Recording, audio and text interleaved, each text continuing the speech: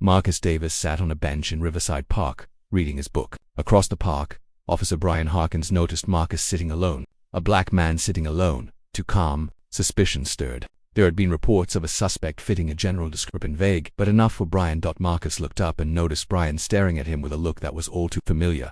Brian approached. Mind if I see some ID? Am I under arrest? Marcus asked, his tone measured. Brian bristled. You fit the description of someone we're looking for. What description is that? Show me some ID. Now, Marcus reached into his pocket and pulled out his wallet. Brian glanced at it. Stand up, Brian ordered. Marcus sighed inwardly but complied. Brian cuffed him and drove him to the precinct. In the car, Brian asked, what were you really doing in that park? I told you, reading. A guy like you just sitting around reading. And what does someone like me look like, officer? Brian didn't answer.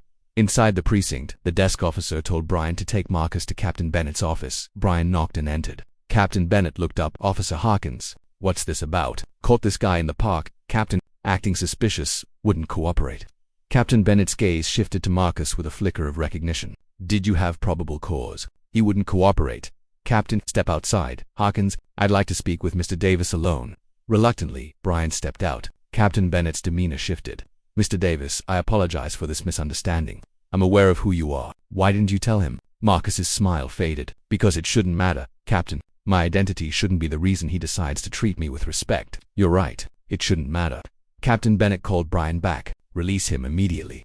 Brian hesitated, then unlocked Marcus's handcuffs. Thank you, officer, Marcus said quietly later. Captain Bennett called Brian in. Do you know who Marcus Davis is? Brian shook his head. He's an FBI special agent, one of their top agents. The words hit Brian like a physical blow. Your actions were based on prejudices, not evidence. You're on temporary leave pending review. The official review began days later. Brian sat at a long table lined with stern-faced officials from Internal Affairs, high-ranking officers, and Marcus Davis. Officer Harkins, this review is to determine the appropriateness of your actions during the arrest of Mr. Marcus Davis, Captain Bennett said. I saw him in the park and he matched the description we had. He was acting suspiciously. And what exactly was suspicious about his behavior? Bennett asked. He was alone, just sitting there, and when I asked for his ID he was evasive. Marcus's voice cut through the air. I was reading a book, Officer Harkins, not exactly the behavior of a criminal on the run. Did you find anything on Mr. Davis that would indicate he was involved in any criminal activity? Bennett asked. Brian shook his head. No, he was clean. Did you consider that your assumptions might have been influenced by factors other than protocol? Brian's throat tightened. I didn't mean to profile him. I was just doing my job. Marcus leaned forward. Your job is to protect and serve, Officer Harkins, not to judge people based on their appearance. We all make mistakes, Harkins, but it's how we deal with those mistakes that defines us. Marcus stood up. I understand that being a police officer is a difficult job, but we can't allow those bad decisions to go unchecked. This isn't just about holding Officer Harkins accountable. It's about ensuring that something like this doesn't happen again. Weeks later, Captain Bennett sat in her office. The final report closed on her desk. Marcus entered after reviewing all the evidence. It's been decided that Officer Harkins will be terminated from his position. Marcus nodded slowly. But do you believe this decision will lead to real change within the department? I believe it's a step in the right direction. But I also know that firing one officer isn't enough to address the deeper issues at play. This is about more than one officer. It's about the culture within the department, the training officers receive, and the biases that can influence their decisions in the field. We're already working on revising our training programs to include more comprehensive education on racial bias and de-escalation techniques. That's a good start, but it's going to take more than just policy changes. It's about changing the mindset of the officers. I know it's going to be a long and difficult process, but it's necessary if we want to rebuild trust. I'm willing to work with you, Captain, to help make those changes. Your experience and insight will be invaluable as we move forward.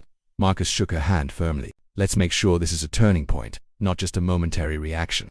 Months later, Marcus walked up the steps of the precinct. Inside, the atmosphere was tense but charged with anticipation. The changes Captain Bennett had promised were starting to take shape. As Marcus entered Captain Bennett's office, the door opened and Brian Harkins stepped inside. Dressed in plain clothes, a cardboard box in his hands, he was here to collect his belongings.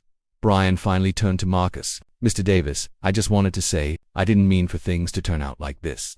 It's not about what you meant, Officer Harkins. It's about what you did and the impact it had. Intentions don't excuse actions. I don't know how to fix this.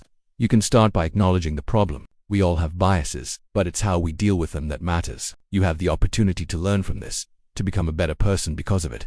Brian turned to Bennett. I suppose this is it, then. It doesn't have to be the end, Brian. You can still choose to grow from this. but that's up to you. I'll think about it, Brian said. Good luck, Captain. And to you as well. Mr. Davis. Brian left the office. Do you think he'll be okay? Marcus asked. Bennett sighed. I hope so, but it's out of our hands now. All we can do is focus on the work in front of us. Marcus stood, extending his hand to Bennett. Thank you for everything, Captain. I appreciate your commitment to making things right. Thank you, Mr. Davis. Your involvement has been invaluable. We're in this together. As Marcus stepped out into the cool morning air, he took a deep breath, feeling a sense of resolve settle over him. The path ahead would be challenging, but he was ready to continue the fight for justice. This was just the beginning, and he was determined to see it through. With renewed determination, Marcus walked away from the precinct, his mind already turning to the next steps in his work. Change was coming, and he would be there to help guide it every step of the way.